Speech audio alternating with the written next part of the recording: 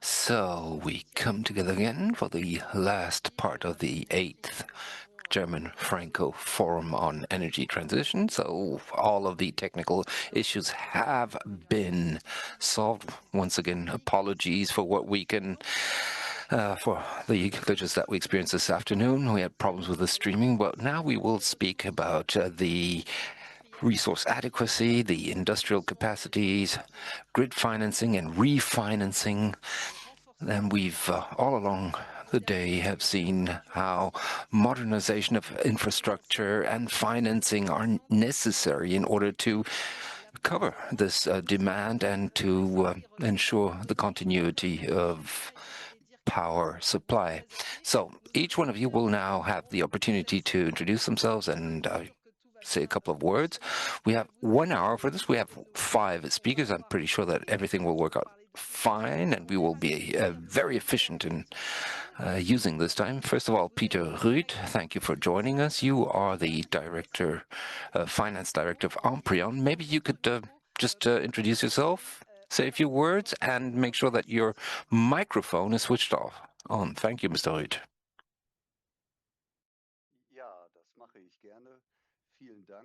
Yes. My name is Peter Rüth.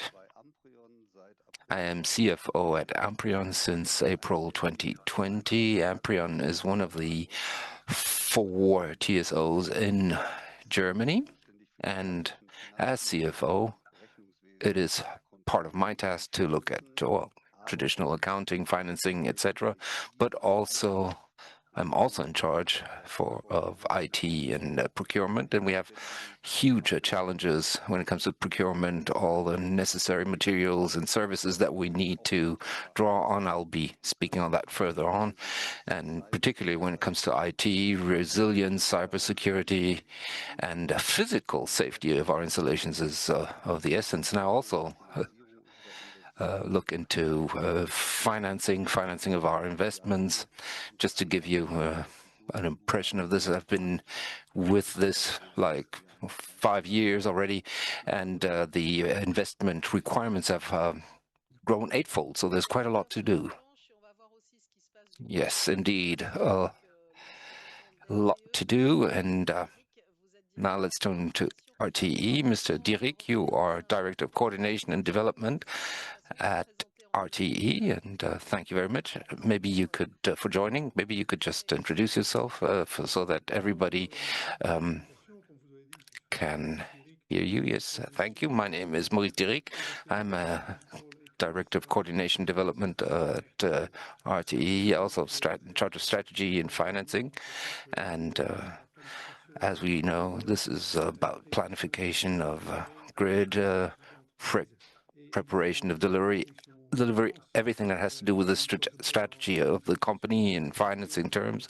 And we're also in a similar situation as was just described by the representative of Amprion. Demand is growing exponentially, and I'm more than happy to talk about these aspects with you. Yes, it's very important to have a TSO, but also a technology provider among us, and we are very pleased to welcome Ms. Jacques. You are Director of Siemens Energy France, and Ganesa.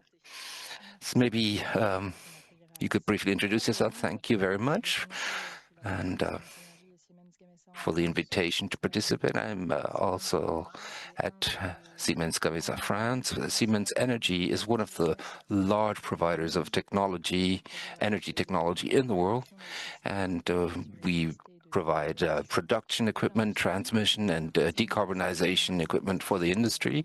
We have roughly 100,000 employees worldwide. We have, in terms of grid technology, we actually design and install critical appliances and equipment. We are in charge of digitizing grids and also provide services to the TSOs, the development of power infrastructure and interconnections.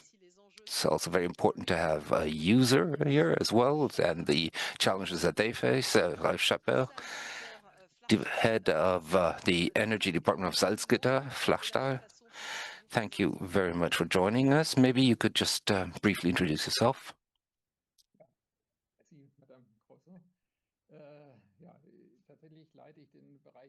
Yes, indeed, I'm in charge of energy industry at Salzgitter Flachstahl. Salzgitter Flachstahl is the largest single company entity at Salzgitter AG. We have a steel works that we operate. And when it comes to emissions trading, implementation of energy efficiency measures, and other aspects, I'm in charge of those. And I'm also in charge of ensuring that we have sufficient connection to the grid. Right. Currently, we are involved in the transformation of our sites, and we will be one of the first sites that will be using one of the first electric arc ovens as well. And we are actually replacing coal by 6 terawatt alternative resources, including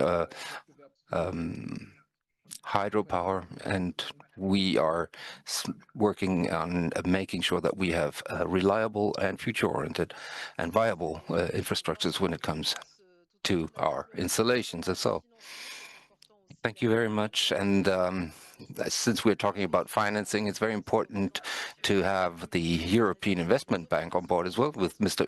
Murat Ülker in charge of public sector operations in Europe. Please introduce yourself. Yes, thank you very much. I will continue in German, given that we have a Franco-German panel. So I think it's actually a good place to start in French, but also to balance this panel, I'll continue in German. Thank you very much for this introduction. I'm very, very pleased to join this panel and to engage in this debate with the colleagues and speak about financing. Murat Ülker, I am a banker at the European Investment Bank, and since December I'm based in Berlin. The European Investment Bank, BEI in French as well, has its headquarters in Luxembourg, and we are the financing bank of the EU. And we are present in all of the EU countries, and particularly in all of the sectors that are part of this. And therefore, we have financed several projects already that we will be touching upon today as well. And in the upcoming years, we are facing a huge challenge in terms of facing the development of the EU and whether we can achieve our stated aim of investing 170 billion euros. And the grids certainly have a part to play in that, but more on that later on.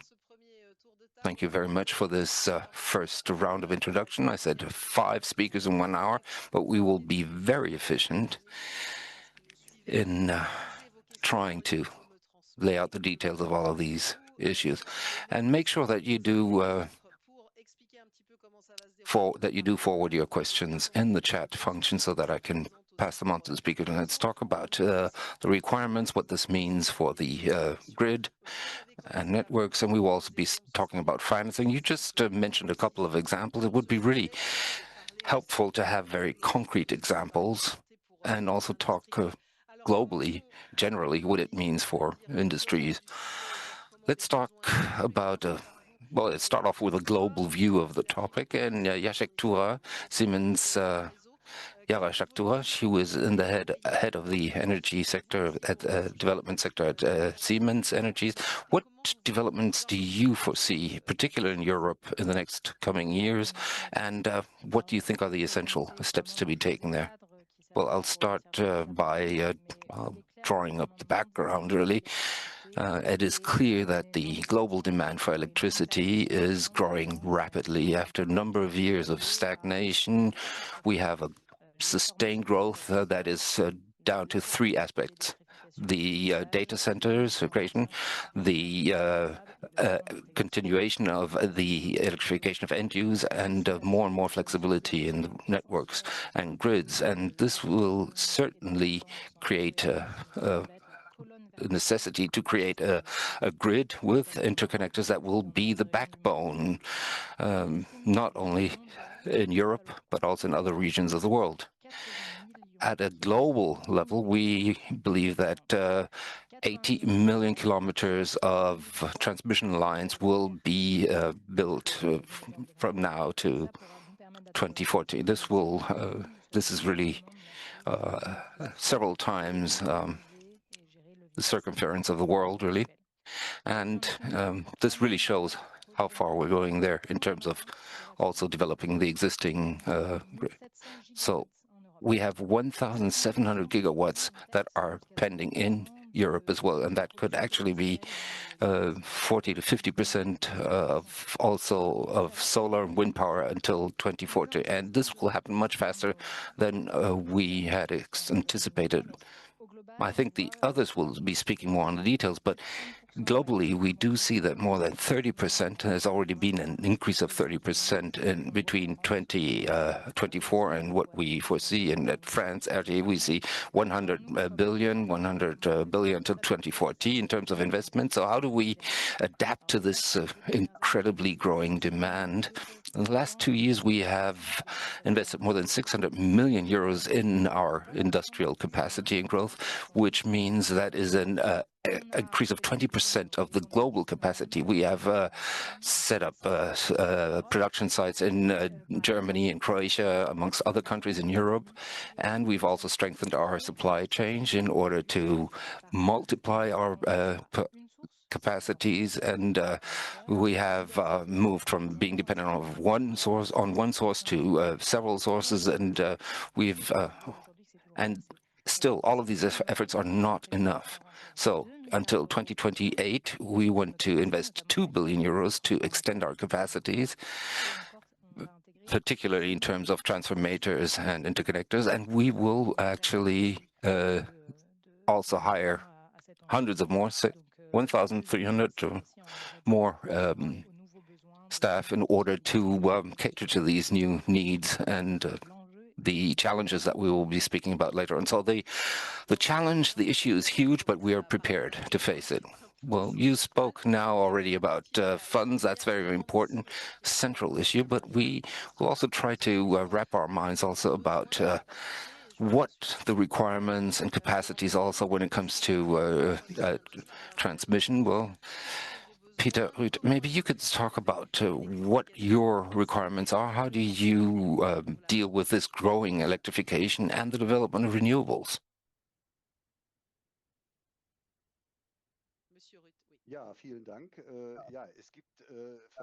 So, yes, thank you very much.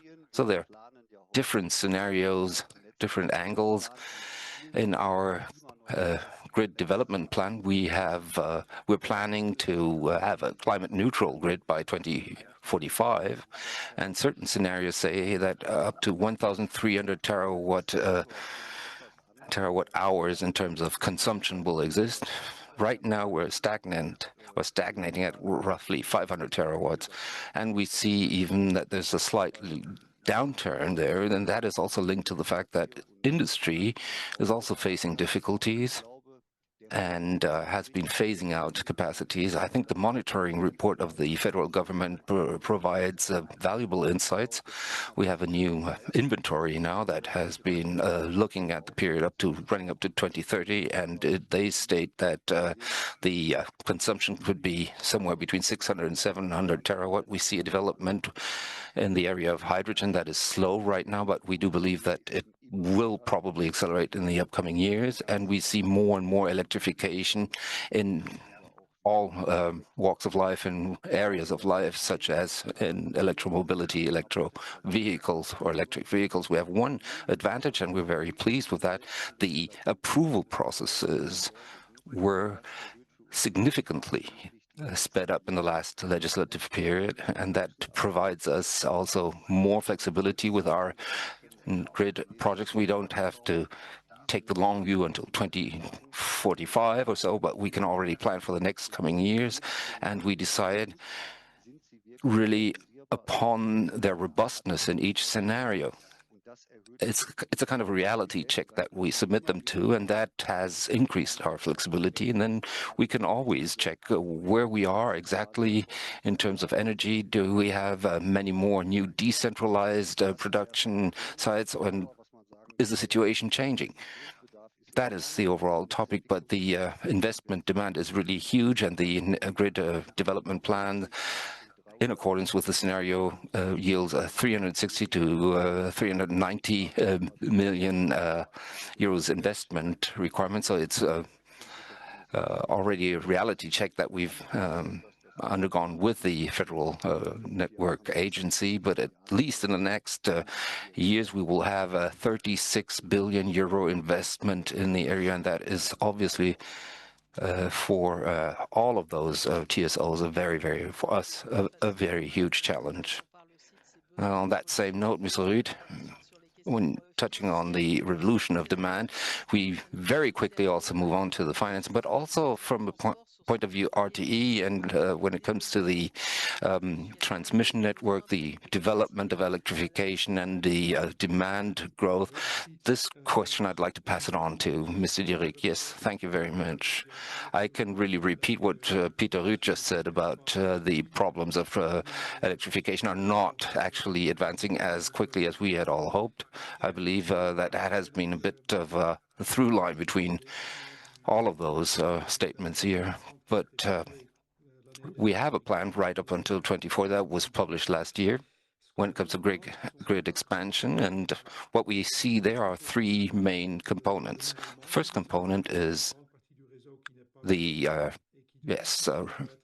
renovation of the whole infrastructure. It is not exactly a young infrastructure, therefore we need to, or recent infrastructure, therefore we need to innovate there. So right now we are at 20 billion euros on a trajectory, on a realistic trajectory. Obviously, we could speed it up, and then things would become more expensive. It's not very clear whether the industry and also the human resources would be available for that. And then another large component are the connections. Connections on the one hand side for new utilization forms of electricity. Those are clients that are still using fossil fuels at the moment, but are already projecting to use more nuclear energy. And then we also have the connections with offshore production. In France, we still have a debate on the next big steps in terms of nuclear energies, but that is certainly the program that is dominant here. And the second part is something that has really come up in the last 10 years or so, is that step by step France has moved from a country being a country of transit for electricity, a country that has built its nuclear facilities and has been exporting now towards the north and the east and south. So it's become a real transit country, and therefore we need to reinforce the existing 400-volt transmission lines, and that means we need to build, or we have actually built a lot of connections also in the last 20 years without even including the new nuclear capacities. But here we have new utilities coming online, and we need to reinforce the national transmission lines if we want to continue with the integration of the energy market. And all in all, we're talking about 100 billion euros until 2040 with the optimization. What I'm referring to there is that we will have extensive consultations with the users and other stakeholders in order to see how we can ensure that the costs of the grid remain reasonable. If we're talking about 80 billion or 180 billion until 2040, and if we look at what we've already integrated, then we come to we arrive at a very high figure there. So we have Mr. Chapelle, you actually already spoke about these energy-intensive areas. You've spoken about how the networks and grids have to be set up, also when it comes to supply. And we seen that in France there was a certain downturn in the industry.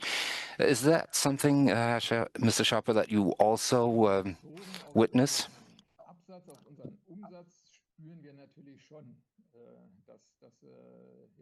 Now, of course, in terms of our sales, we do see that there is a slowdown. It's been a long time since we produced so little steel in Germany, so that's one of the general conditions. But with reference to the energy infrastructure and how it's developing, we're investing 2.5 billion euros in the first phase, phasing out of nuclear and coal-fired, moving towards arc furnaces and others, and then eventually ending up with hydrogen. 1.5 terawatt hours is produced by us from coking processes. It's re-won from our processes in a climate-neutral fashion. 150 megawatts is what we currently use on that front. Now, for the final phase, we need 1,500 megawatt capacity. So there's a question of our connection. We'll be producing less electricity ourselves. And at the same time, we're also electrifying the entire process to help reduce our carbon footprint. We'll be up to 6 terawatt hours per annum. And then, of course, there's the need for hydrogen as well. That will mainly come through the backbone grid, so that will indirectly impact for the electrolyzers that must generate this hydrogen. Is it going to work? We reckon that it can indeed prove successful.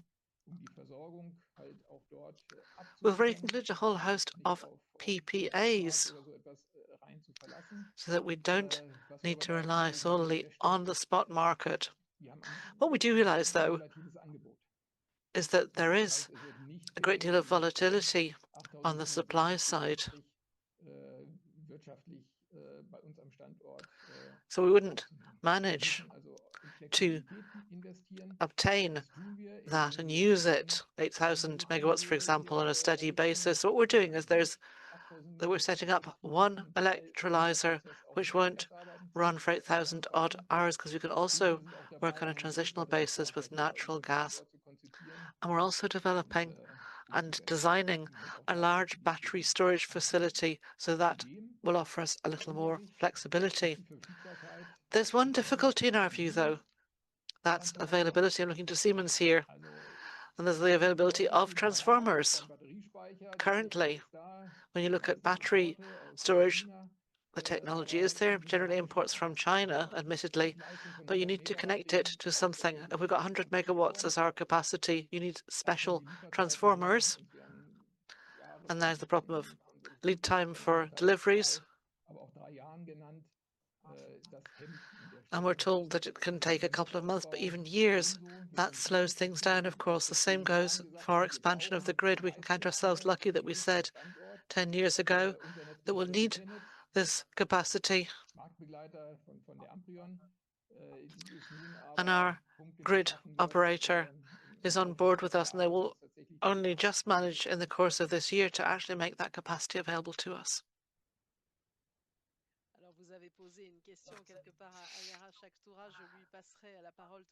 So you raised a question there, looking to your colleague, and I'll pass it on to him in a moment. And we need to talk about industrial investment capacity. I heard that point.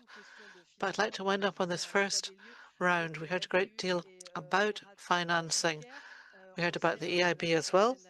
From Murat Ulka, we know that the EIB plays a key role in funding grid infrastructure. Could you perhaps fill us in a little bit more about your role, the sums that we're looking at, and the kind of measures that you can implement to provide bank guarantees for European manufacturers of network components?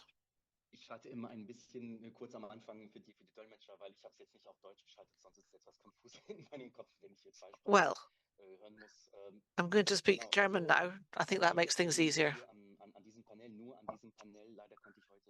In this panel, I've only seen this panel actually. I couldn't attend, unfortunately, this morning. We can see the volumes that we're talking about. we have this figure of 100 billion euros that we talked about. We're talking about more than 100 billion euros, of course, that need to be freed up and mobilized. In this context, the European Investment Bank does play a key role, as you noted.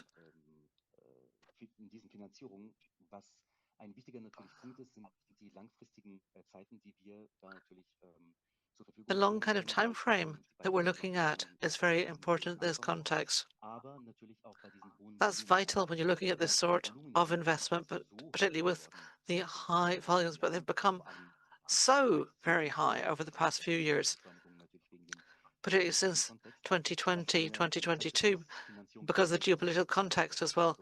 The classic financing model isn't viable any longer. It's not just about mobilizing a loan to fund a large-scale infrastructure project. We've done that since '58, since the EIB existed, but we need to adapt to the current situation. Just a few figures. We've read about 25 billion, 11 billion thereof is being spent for electricity grids.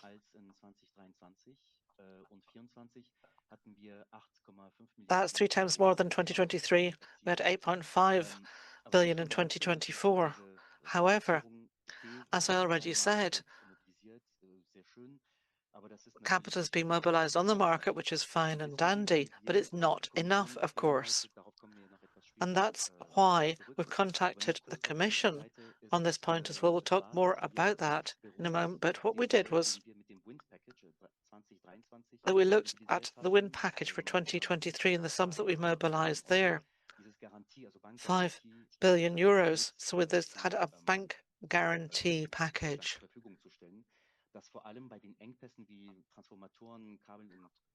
And the idea is there that when there's a bottleneck, for example,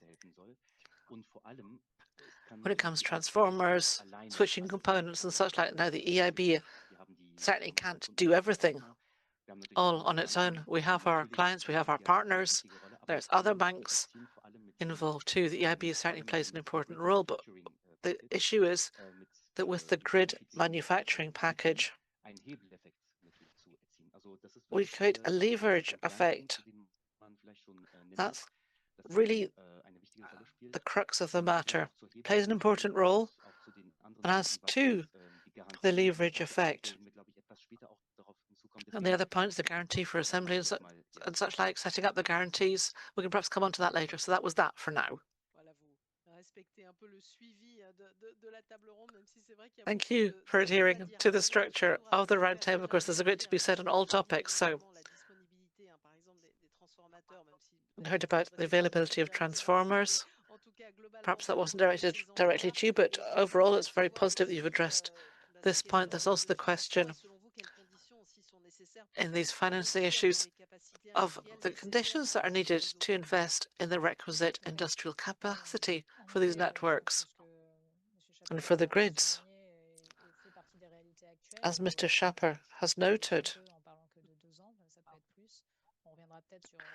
and I think he was generous to mention just 2 years. It can be more. We're looking at bottlenecks that are not just linked to components, but also to critical materials. There's the question of how to overcome that. Financing issues are absolutely of the essence and really need to focus on grid technologies that will prove the backbone of the European system. So in the context of the multi-annual financial framework that the EU is working on to maintain our competitive edge, funding, in our view, will be crucial for various different reasons. First of all, it's linked to local production of strategic technology. And we need to have a level playing field for everybody involved.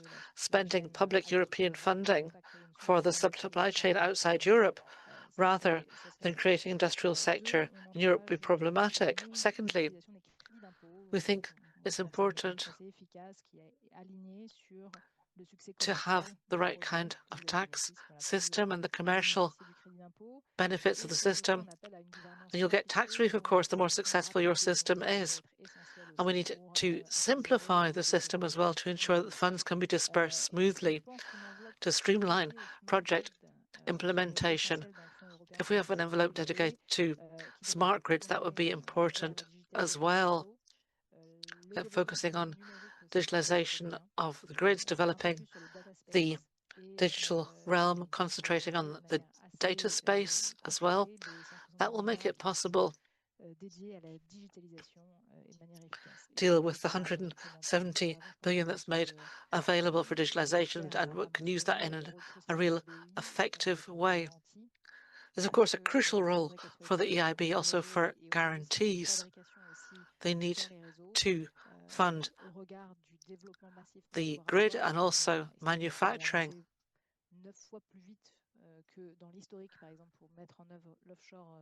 It's been said that we need to move ahead 9 times faster than in the past, for example, for solar power systems and offshore wind farms.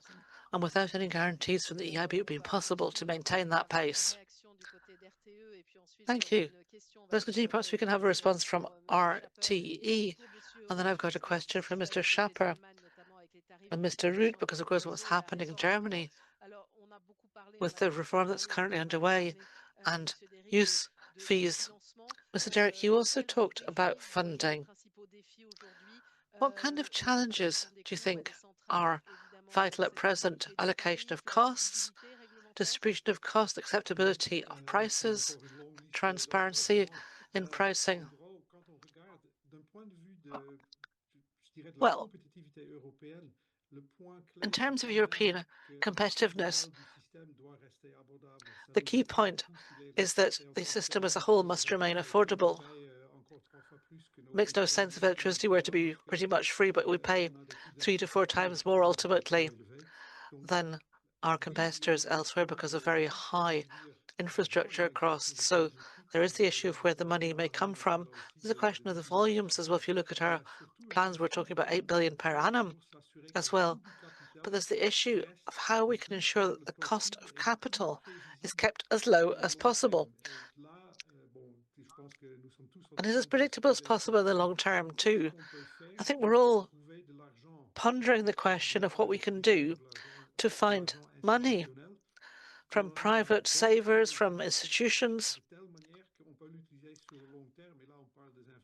How can we ensure that we can use it for the really long term, for 40, 60, 70 years? And we're talking about financial engineering tools to say, well, yes, we'll invest now, but we don't want to end up with a situation where grid fees will shoot up because times have changed and it's all become too expensive. There's also the question of electrification, of course. The programme is based on a scenario where we envisage electrification rolling out. We all want it to happen speedily, but it's not happening quite as quickly as we thought that it would.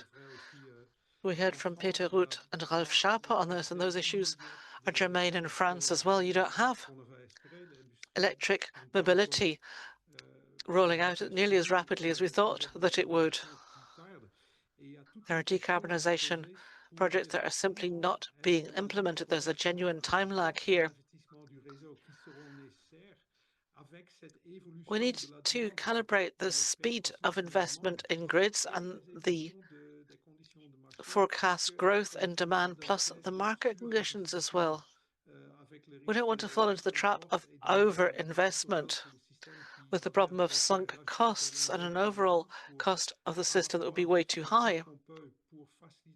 We need to do everything that's in our power to facilitate demand-side electrification. But we also need to be able, as fast as possible, to expand the grids.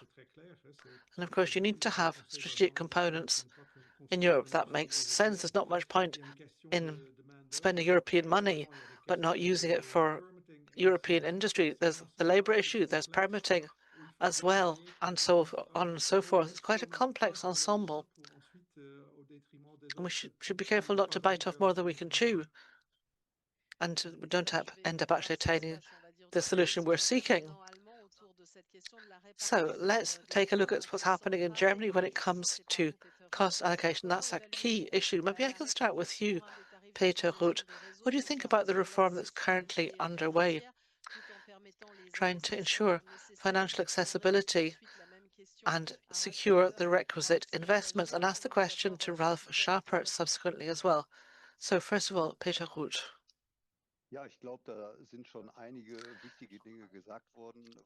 Yes, I think that a number of important points have already been raised by Maurice Direk.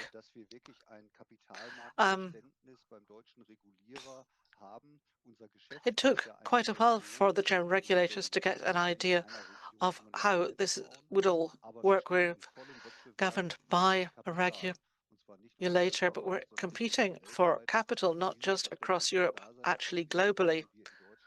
We need to appreciate that and understand that. And that's why regulation is required in Germany. That means we can have competitive interest rates for equity. We need to have something that's comparable internationally as well. So first of all, we need to think about what we're doing ourselves, put our own house in order, getting costs under control. We're only constructing what's really needed in the current situation. So we shouldn't construct simply as much as is required, but only what's as we can, but what's actually currently needed. With Siemens, we're engaged in a panoply of innovation projects. A smaller platform, for example, that's the European standard now. There's room for optimization there, we think. And the question is always how to reduce your contractual risks and your cost risks over and above the goal of climate action that we have. We also want to have system security at all times. We saw what happened in Portugal and Spain, after all. That's important. But at the same time, affordability is key. That plays a very important part in acceptability. We need to cut costs. If you look at grid fees in Germany, we've got high costs for redispatch and bottleneck management. They don't come so much from operation and expansion of the networks, but largely from the power station situation in Germany. We've had a subsidy in 2026 that cut the costs for the TSOs, and we've expanded the system to ensure that we can get to grips with these bottleneck costs and reduce them.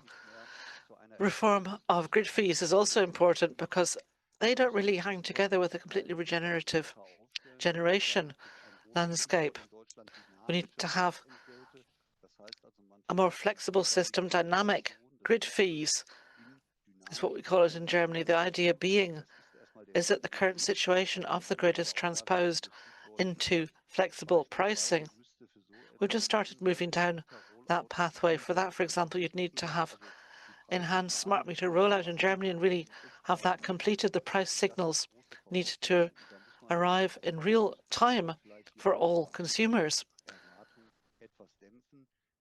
And some expectations need to be toned down on that front. We're working on central dispatch elements as well.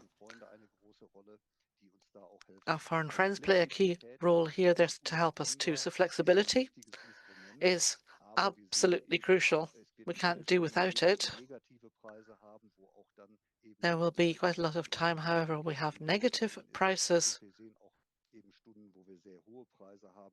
And there will be where you can't really earn money with this, and then there'll be other time periods when there'll be very high prices.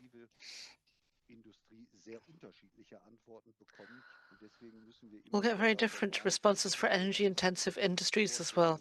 We need to be careful about developing unrealistic visions. And my game really here with the TSOs to keep costs as low as we possibly can.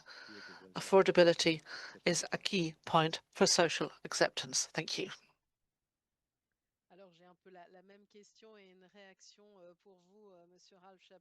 So I have a similar question to you, Mr. Schaper. We're talking about you have very specific circumstances, and this probably has an impact on you. Yes, unlike other members of the panel, we are the ones who have to actually pay the network fees. And unfortunately, we're not in that situation to go cap in hand and ask for financing. The costs that we incur in the network have to be passed on to our customers. And our customers are all over the world, unfortunately. So it's probably common knowledge that outside Europe, decarbonization isn't such a priority. There's a tough competition going on out there. So if I hear about these billions that are flowing into the networks, and then I see that the network's customers, it's through these fees that the costs are passed on, and we have to pay. The idea of dynamic pricing for network fees, I don't think that's terribly helpful because we have considerable volatilities in the market, and we can see hour by hour what the prices are. And that is our incentive for flexibility, whether we use battery storage or electrolysis or other innovative ideas. I can't see how that is going to add much. I fear simply that it will become more complex to invoice for all this. The handling will be more complex, and that will have an impact without improving things. The other thing is that these network fees, if they're going to increase, we're going to need state support. If it calls for flexibility in the market for industrial network fees to be affordable, then we can live with that. What's particularly annoying is that much of the network fee is used to curtail renewable energies and feed in fossil energy through redispatch. And there I would think that the focus with grid expansion should be on minimizing redispatch, because that's probably the quickest way to get a return on your investment when you're expanding the grid. Thank you. So it's good to have your two perspectives on this very current topic. I'm a bit of a timekeeper here, and unfortunately we only have 15 minutes left for our round table, and we want to take a few questions. One question that I still want to address is the critical infrastructure and cybersecurity, which comes up again and again. You will need to respond in your own way. Perhaps Murat Ülker can respond to something we talked about this morning with the European Commission, who published a grids package in December. What response have you got? What feedback can you offer us about this package? And then a second subject, you're a banker. I can see you're doing all you can to cover all the topics. How can you ensure the adequacy of supply and demand? Well, of course, we want to welcome the fact that the Commission is coming up with a program such as the grids package. It's still fairly new, still needs to be implemented. I get the feeling that this program and the panelists who are with us today are looking for a lot of solutions to a lot of requirements. I don't think this is going to be a solution, but at least it's trying to come up with one. And with such major momentum, that's useful. Of course, we have infrastructure projects that are put before us that we obviously designed together with our partners. And we finance projects. We have an advisory board, which we shouldn't forget. And the message I would have, and I don't really want to go into much more detail because I think all the points have been raised here, and the solutions are being looked for. With other initiatives at operational level at the bank, I can see that we need to really make sure that the role of EIB, not only as a policymaker, but as a financer of projects, that we ensure the links between the partners and the Commission.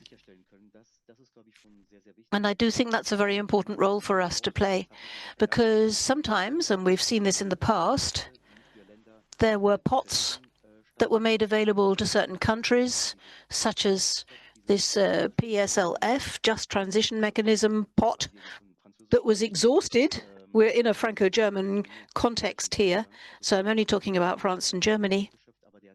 France was able to spend all the money, but the envelope that was available to Germany, I can't remember the figures now, 15% of the infrastructure projects was made available of the EIB loan, that is. And of course, this is a new package, but we need to look not only downstream, but upstream, and look together with the Commission to see how we can ensure the correct links with partners so that we don't get delays again. And apart from that, with this package, we can see typically we could imagine blending. A CEF facility has been quadrupled, which is good news. And that's a good start. And the energy highways that were announced, of course, with this associated co-financing, we could imagine. As far as the guarantee is concerned, we had this manufacturing grid where we were able to provide guarantees for manufacturers so that the lower costs, this guarantee was possible, especially vis-à-vis the commercial banks, to make sure that the manufacturing process wasn't held up. But there was another tool that we were able to make available. Last year, there was a pan-European initiative, and Germany was a pioneer in this. I was talking about one pot in Germany that didn't really kick in very effectively. But this time, Germany really took the first step. And we had a partnership with the Commerzbank for 200 million euros, where this risk-sharing mechanism was set in motion. So this grid is more of a domestic business for the producers. And here we're looking at final beneficiaries.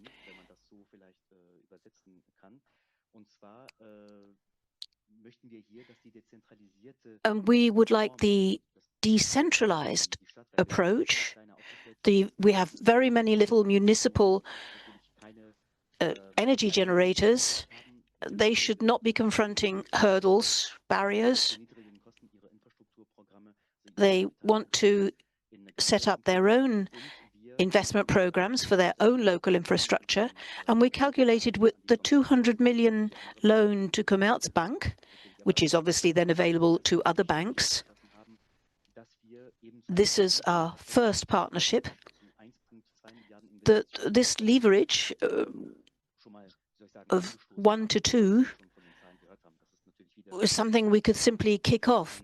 But of course, it's only a drop in the ocean.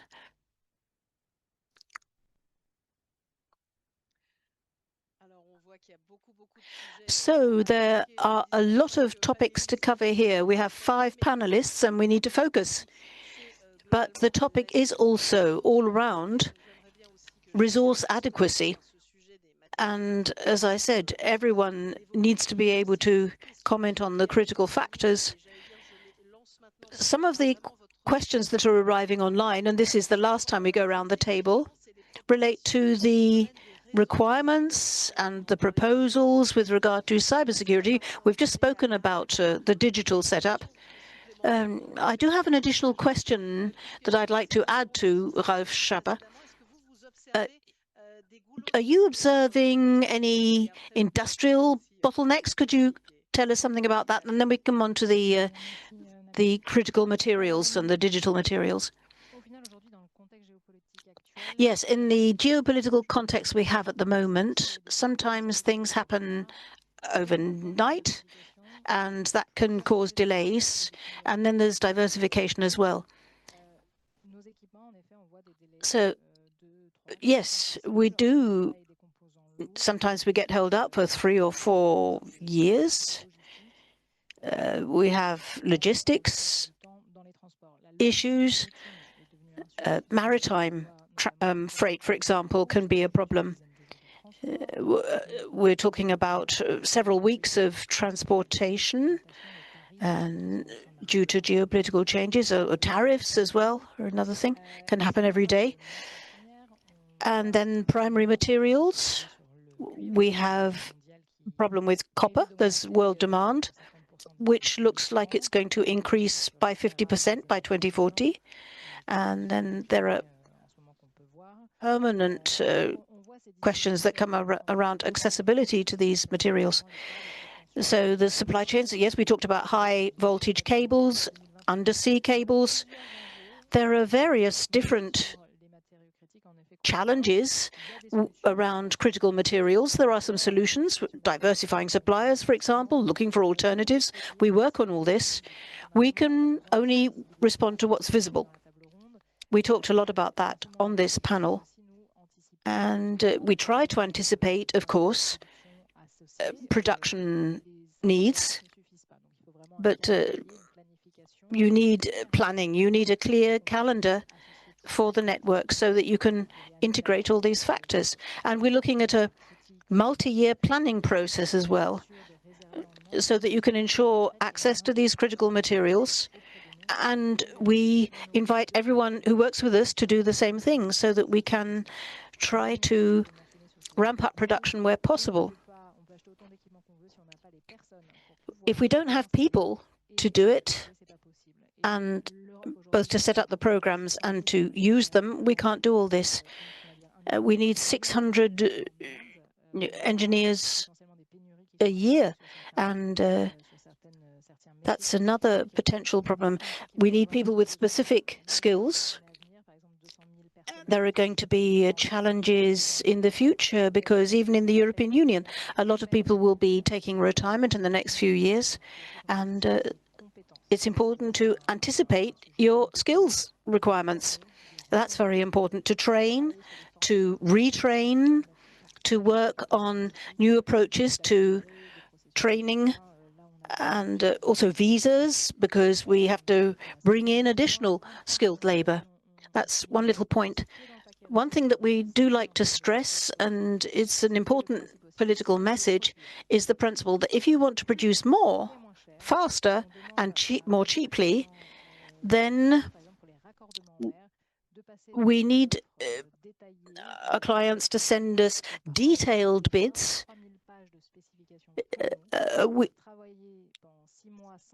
We're talking about thousands of pages of specifications here. You need to focus on the bids, perhaps, rather than on implementation. We need more functional bidding processes, and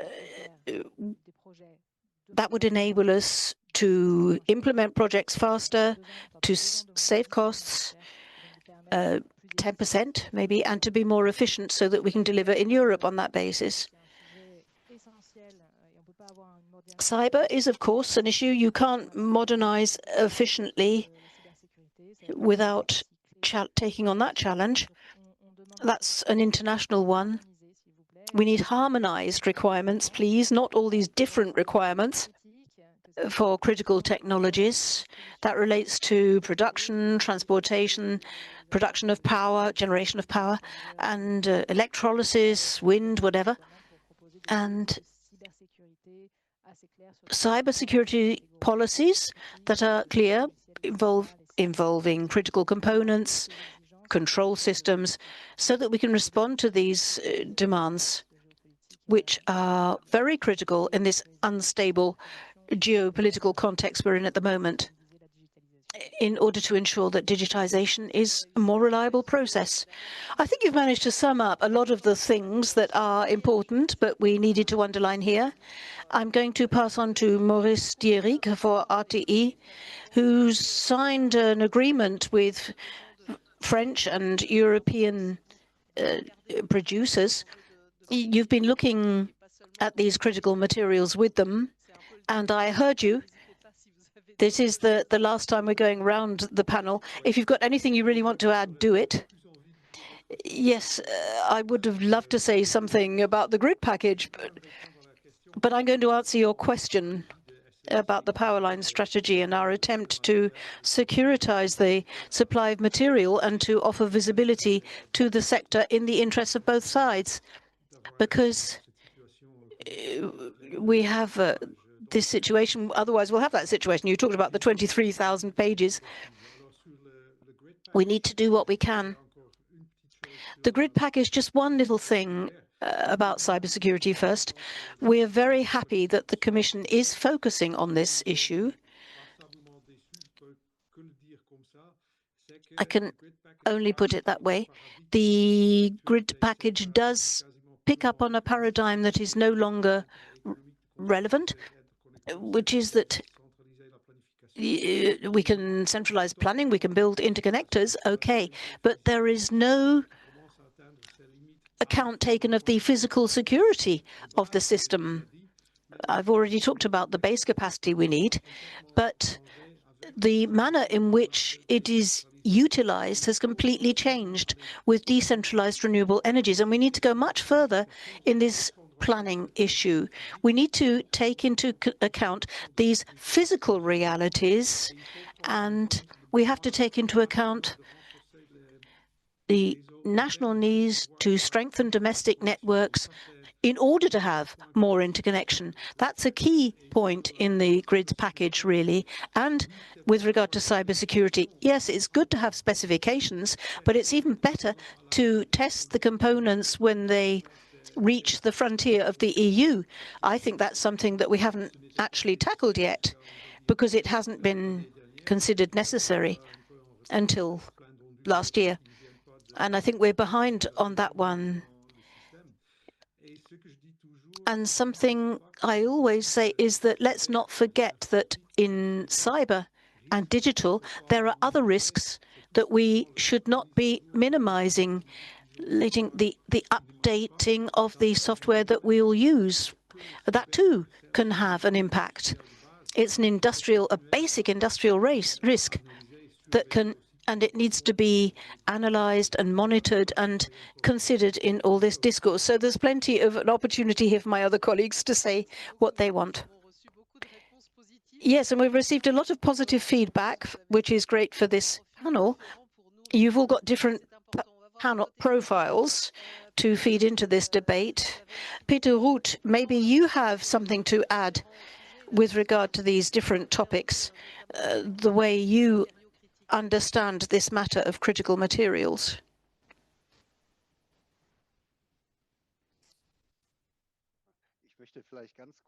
Perhaps I can just briefly say something in response to Ralf Schaper, or perhaps boost his hopes. We can at least say we are working at the moment on some very important projects, and we are the German TSO, which will be implementing major corridor projects in the next few years. In Hessen, for example, DC-AC projects.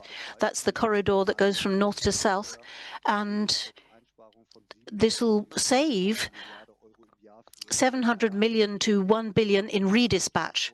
Just that one project, which shows just how important it is. And we're focusing at the moment on something that Mr. Schaper was calling for, those projects which have the greatest economic benefit. They're the ones we want to finish first. And at European level too, we've been working with Peter Kriel, with RTE, with Transnet and others, because we see how important these things are, not only for security, but also for affordable prices. So in the European Development Plan, we are hoping that in autumn we can implement a project on that front too. Briefly on the critical components, of course, converters and cables, but also transformers, switching gear. Also for our civil engineering, there are some very important components there. We've taken a lot of action, but we know with open transmission lines, there's a need there too. And I know what's been said for years, that as systems operators, we need more standardization for our components so that the manufacturers can plan their resources and can manufacture efficiently.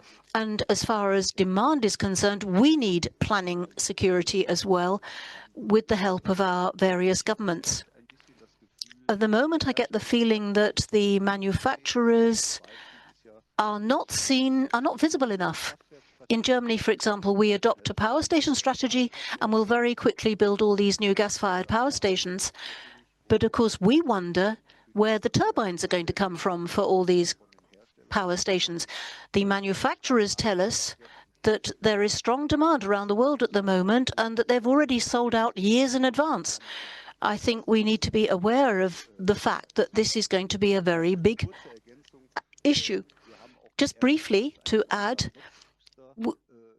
we've agreed with RTE on a shared network booster, and we're doing it together with the DSOs, RTE and ourselves. What's special about this project? It's not just one big battery. It is a kind of decentralized battery, which will be available at lots of places on the grid. And the infrastructure that we're building, we need to use as much as we possibly can. And we will use these big batteries both at DSO level, but also at TSO level. And if nobody needs them, RTE can use them to optimize them in the market and trade in the market with them. We think this is a very pioneering project. And EDF Germany, sorry, I said RTE, I meant EDF Germany, will be building these batteries for us, and it's a fantastic project. And perhaps just one more thing on the grid package, I'd like to add that we welcome the fact that the European Union has adopted a political attitude towards this grid expansion, because they've recognized the bottleneck. But we see that a lot of the competence at European needs to be shifted at European level.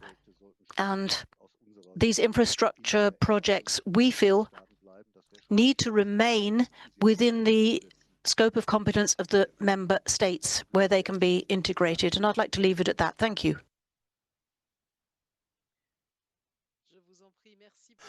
Thank you very much for all of these points. I think it's a very, very intense subject, as we can see, and a very dense subject. And obviously, these are also going to be subjects that will continue to be high up on the agenda in the weeks to come. Now, Mr. Rüth, Mr. Sharper, Mr. Rüth has just tried to reassure you on that point, but we have a number of questions here online. When do you believe that these hydrogen-based utilities will become operative? Okay, I'll start with the last question there. We do assume, and also in our conversations with grid operators, that we at Salzgitter, at the beginning of 2030, will be connected to the core grid. And we will then be part of a northwest cluster that we're in Lower Saxony here in northern Germany. And we will then be connected right up to Denmark and to the Netherlands. Then we have an eastern cluster that will also be connected to Salzgitter, and we will then expand to the Baltic Sea and Scandinavia. And we will be part of that network, hopefully. The filling up of this network, or the grid, pipeline grid, with economically viable hydrogen is really on a separate page. But I don't want to get into that. Back to the critical materials, 2 comments on that. For all of those who are participating here in this plenum, and to everyone else that is listening, let's make sure that we don't have even more critical materials in Europe where the existing capacities, steel, aluminum, and other, are simply pushed away. And we should try to ensure that we don't overburden these industries with grid fees, for example. And you just mentioned it as well. We do have our own resources, and that is the critical infrastructure. And the complexity in the energy system has gained a level that an industrial company that should be actually producing steel is spending an inordinate amount of time on how can we actually retain energy in our system, how can we implement flexibility, and I do ask for not for avoiding overburdening of our industries also going forward.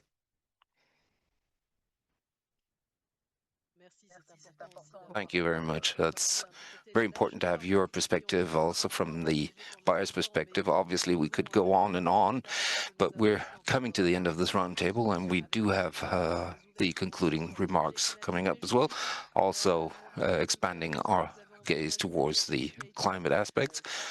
Obviously, maybe if you could just sort of summarize, Mr. Uka, what has just been said in 2 minutes. Unfortunately, we can't hear you. Okay.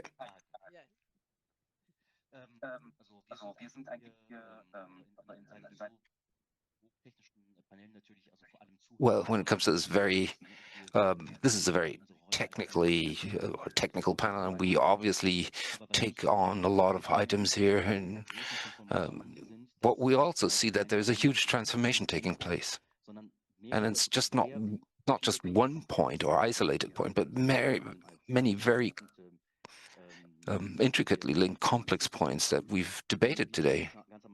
And as I said at the very beginning, this requires also a multi-layered answer and solution. But maybe to summarize, you can say that there's the presence of financiers such as the European Investment Bank or that the fact that they're participating in this event should also lead to a situation where we have a better understanding also of the market, because we're not the ones that initiate the projects. We finance the projects that are submitted to us. And then, of course, the other panelists are the ones that are active there in order to try to shape the European energy architecture as efficiently as possible and develop it. And we, as a financing bank, we obviously try to combine everything in the most holistic view with all the means that are at our disposal and that are under our responsibility, be it guarantees, be it loans, be it lower interest rates or advantageous interest rates, or also counseling, but also not just in the public sector where I'm active, but also in corporates and other financial areas where we can also continue to do our homework in order to ensure that we can cover even more complex models that are cheaper for our partners and can help push the infrastructure development. Thank you very much. Thank you to all speakers. Ms. Chakatua had actually left earlier because of a technical issue there, so she wasn't participant now in this last round, but thank you very much. We've really seen what the challenges are for the grid, but also problems and issues regarding materials and the larger challenges that we will have to face in the not too distant future. So thank you very much. And this brings us to the end of the 8th Franco-German Forum that has been of a very, very high level and quality. We will now come back also to the climate issues. Mr. Kingsmill-Bond also spoke to the urgency, but we should not forget these climate-related aspects that are also central to this whole effort. Mr. Zölker from the Max Planck Institute for Biogeochemistry will be talking about. But first of all, we welcome Ms. Lescarmontier, who is a glaciologist, and you have worked extensively on the Antarctic region, and you've participated in expeditions, and we are looking forward to now enlarging our perspective after having spoken about supply safety and others. So thank you very much, and thank you for this enriching day. And so we're going to be talking about supply of energy, and of course that's crucial given that we're looking at the effects of climate change. Do excuse me, I do have a bit of a cough, so I'm delighted to be able to conclude this day and this session along with Zankozala, and we looked at the importance for our societies of glaciers and climate change. And I want to talk to you about the way in which this awareness of climate change has developed. So how did things unfold? So I start by looking at an ice floe, a part of a glacier, which you can see here on this image. And that's part of a iceberg which fractures and breaks into fragments. I started working on climate in 2007 when I was doing a master's in oceanography and meteorology, and I started to take an interest in these regions of the world which seemed to me to be so far-flung and lost at the time are now in our sights, really, and thank you to Mr. Trump here, the polar regions. So how did I start to study ice caps and become a glaciologist? It was in a way by chance. When I was a student, I heard about this enormous threat, climate change. It seemed to me to be rather distant but significant, and that's the topic I focused on during my studies. When I started my dissertation, the context was not terribly positive in terms of the ecological transition. I would have loved to hear a debate like the one we had today. Half the time, people asked me whether it was really true that the glaciers were melting. And the rest of the time, the people I talked to didn't even realize that the climate was changing. The period we're living through today strangely reminds me of the days of whale hunting. You'll remember those days when whales were killed for their oil, which was used to light the streets. People started out by hunting whales in the Basque Country, then in the Arctic, then in the Antarctic, and then those out at high sea. They were virtually decimated. We really had to find ourselves in a tight spot before we responded and decided to protect them, but nonetheless, people kept on chasing after whale oil relentlessly without thinking about the consequences. So what did we need to know by way of education 10 years ago, 20 years ago, 30 years ago? When I started out as doing research, I was convinced that we needed more education about climate change. It was important to communicate so that the media addressed the topic. And as part of this ambitious project, I joined a UNESCO centre teaching people about climate change. I was involved in school programs, I gave lectures, but unfortunately it was more difficult to get things moving and to change the world than I had thought. We hit 1 degree C of global warming at the same time as the Paris Agreement was signed. I remember it well. It was 2015. I was in the Arctic in Svalbard on a boat heading towards Monaco Breen, the so-called Monaco Glacier. And I had a map of the region on my knees, and I was looking for this glacier, which is so easy to spot with its long river of ice going down from both Toblerone-shaped mountains. But it was impossible to see that glacier, to connect the image I had in my mind with what I had in front of me. It was very different from what I'd seen just a few months ago. It had split in two. One of the part has not been named yet. I couldn't believe my eyes. The climate change that we were talking about all the time was happening right in front of my very eyes. In 2015, when France was still spared dreadful heat waves, the Arctic was heating up 2 to 3 times faster than the rest of the world. And that fear, that threat that seemed so far from us, was rapidly catching up with us, but people weren't really aware of it. 2022, I would say, was really a turning point for Europe. That was when Europe felt the full force of climate change. And all scientists will tell you it happened much more rapidly than we had thought. And its impacts are much greater at lower global warming levels than we had imagined. Nowadays, if we were to re-sign the Paris Agreement, we wouldn't be talking about 2 degrees global warming. We would not accept that. I'd always been very positive right from the outset of my work on climate change. But last year, my optimism was really eroded when I learned that the west of the Antarctic was doomed. The equivalent A volume of ice tantamount to 5 meters in sea level is going to head towards the oceans over the next few years. That's an irreversible process. An entire chunk of the Antarctic ice cap, this dome of ice that's several kilometers thick, is going to disappear.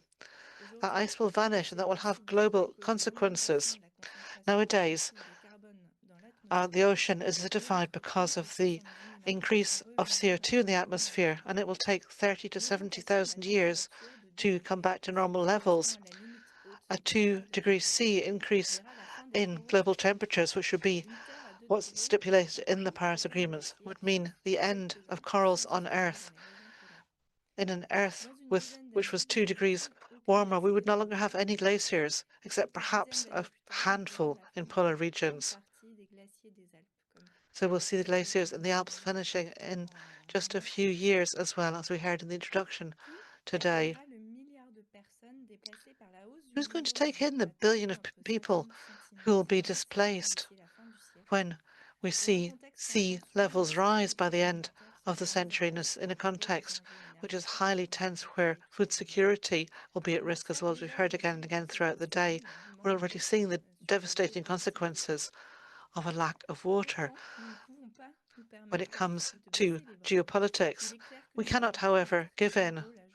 There is still a great deal that we can do. You, in particular, the IPCC scenarios are very different. There's a broad span of different scenarios and of different futures. Every 10th of a degree counts, and we still have room to act to limit global warming to the targets of the Paris Agreement, thanks to the phase-out of fossil fuels. We need to rebuild everything. For the very first time in the history of our society, we must all imagine the world of tomorrow together. We have to come together. Our development has always been entirely passive. We've developed our societies, our economies. We believed in infinite growth. The wonderful challenge of climate change is that we can conceive of the world of tomorrow in a conscious, shared fashion. We can see this catastrophe as an opportunity to respond to sustainable development goals, to ensure that everyone has access to clean drinking water, that women around the world have access to education, because this climate challenge is not just about cutting greenhouse gas levels in our atmosphere. It's about transforming how we relate to the world to make it fairer and more sustainable. In the 20th century, human beings worked together and made it possible to protect whales. And that means that today, the whale population has never been as healthy since the 16th century. Let's not wait until we've killed the last whale to act. Every 10th of a degree counts. Every barrel of oil that stays in the ground counts. The climate transition, although it's complex, will mean that we will nonetheless attain a world that's more desirable than what awaits us if we do nothing. For this time, we're the ones who are on the end of the harpoon. Thank you for listening. Thank you, Lydie Lescarmotti, and thank you for all of these images. They were very moving and convincing. It's important to be as positive as possible on these very complex topics. And as you were saying, we're delighted to welcome in for this closing statement Sönke Zahler. Thank you very much for being with us. You're the director of the Max Planck Institute for Biogeochemistry. You work in particular on the carbon and nitrogen cycle, the role of forests, soils, vegetation, a whole host of different topics. So we're going to open up this forum a little bit beyond the topics we're looking at to look at climate change challenges. Go ahead, sir.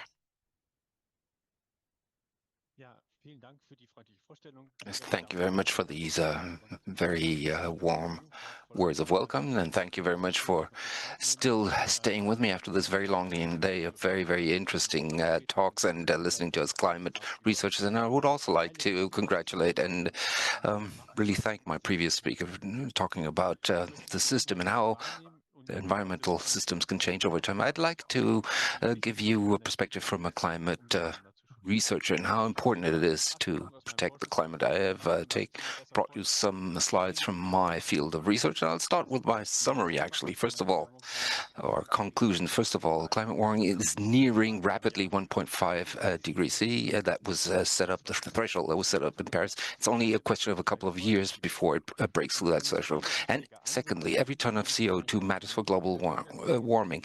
And obviously, if it's important also to reduce emissions for global warming, those emissions have actually not been reduced, but they've still been growing. Thirdly, fossil emissions are natural sinks will decline in the future, but the capacity of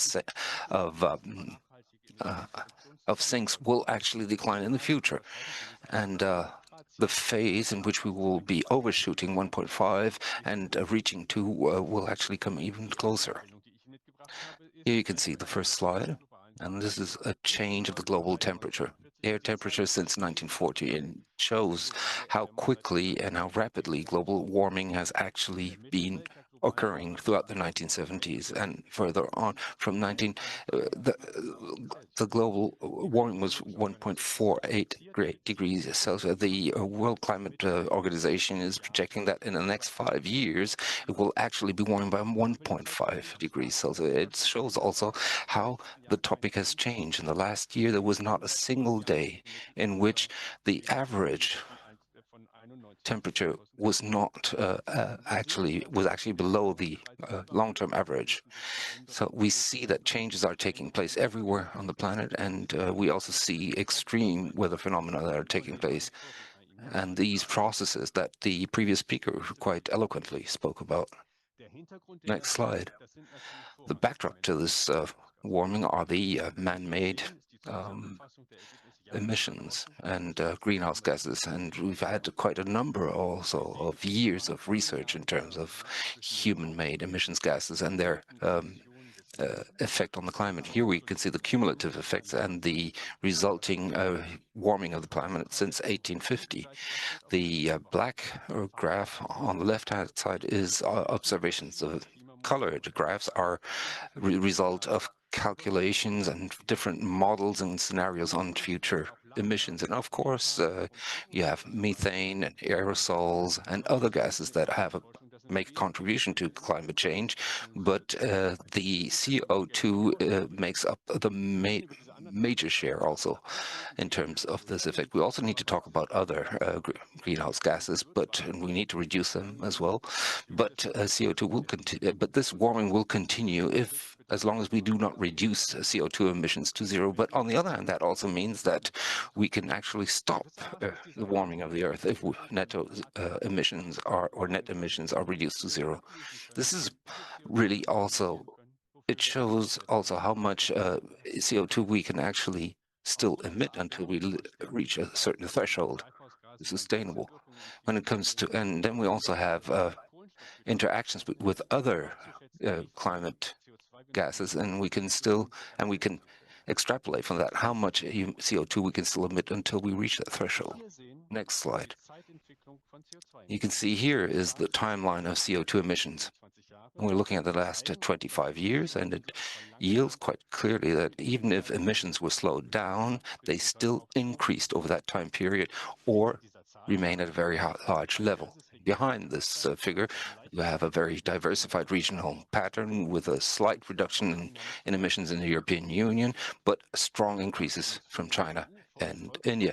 The reduction in the EU was down to actually occurred despite an increase in GDP. Now you see that very often it is said that the contribution of the European Union to global warming today is much smaller than China and India, and therefore action in the European Union wouldn't be that relevant. But I'd like to remind the words of the previous speaker. Every ton of CO2 that is saved has an impact, and actually we're talking about the aggregate sum of emissions since the beginning of industrialization. And if you look at the whole picture, the EU is still on second ranked, right behind the United States and still before China.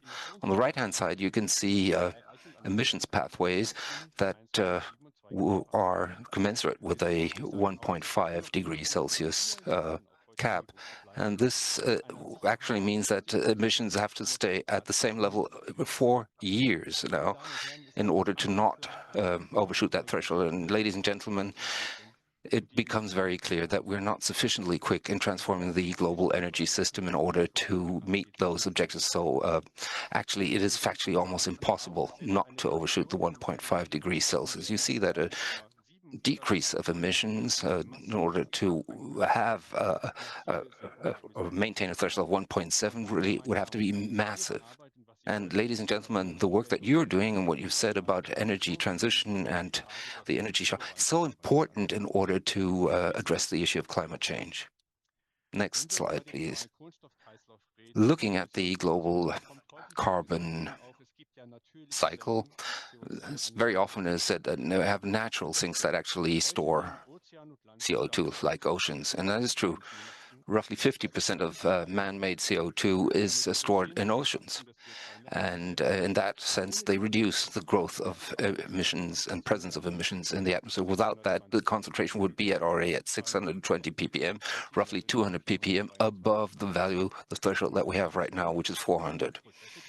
The underpinning processes are well understood, even though this is a huge challenge for our researchers. But we know also from that understanding that with a very, very large probability, the sinks in the coming decades will start shrinking. We know that sinks actually react very sensitively to climate change, and therefore their contribution to mitigation will be reduced. We also see that the impact of droughts and other phenomena in Germany and France, for example, we had large periods of drought in 2018, 2014, for example, and this also has an impact. And the impact of those mechanisms is depicted here.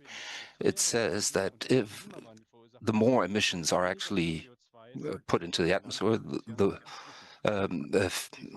lower actually the share of CO2 that can be stored by these sinks is. So the efficiency of these sinks is diminishing. And their capacity to absorb is also diminishing. And the other part of the question is, how can we achieve net zero if we cannot rely on natural sinks? Of course, we need to protect these sinks simply because of the already stored CO2 and carbon, but also because they have an ecological value as such. But they will not be able to support us to a greater measure than they already do.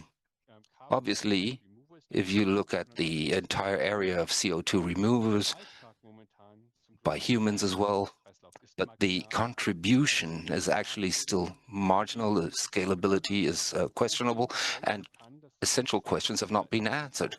Where can you put and store the CO2 that is absorbed from the atmosphere? Natural sinks are certainly not the right or reliable partners in this sense. Next slide. From what I've said, it is clear that it is simply unavoidable that the 1.5 degrees Celsius threshold will be overshot. It's not a value in itself, but it is clear that the impact on climate that my previous speaker eloquently laid out is actually happening. So as long as the climate change takes place, and apart from the economical damages in agriculture, but also in the water sector and other ecosystems, the loss of biodiversity of glaciers, and also the thawing of the permafrost are a consequence. It is also important that our understanding of climate change and the overshooting of 1.5 degrees Celsius, that in order to reverse that, our ability is very limited.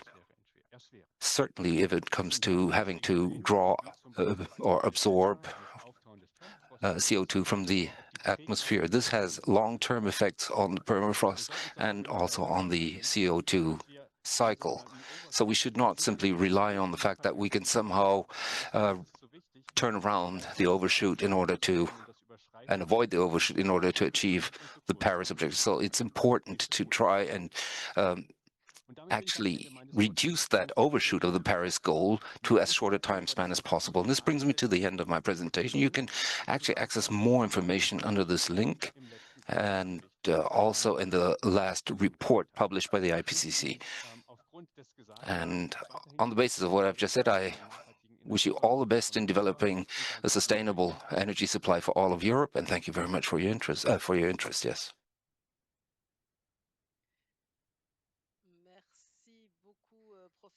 Thank you very much, Professor, for your presentation. You talked about urgency, and it's true that everything that is being done for all the work, we need to remember why we're doing it, and it's important for this Franco-German Forum to come back to this basic issue. I'd like to thank all our partners.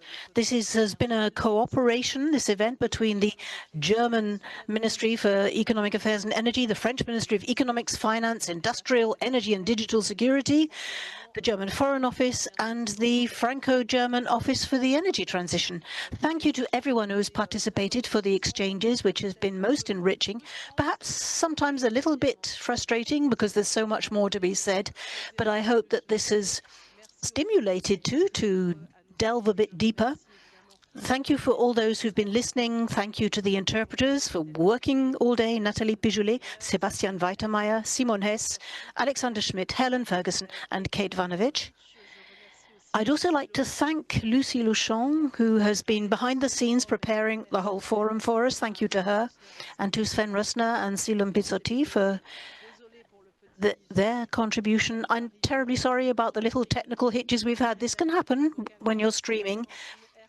But thank you to Valentine and Christopher, who were behind the scenes working to salvage that. And just to say again, the presentations will be available on the office's website from the 5th or 6th of February. And I look forward to seeing you again at the 9th Forum next year. Thank you, and have a pleasant evening.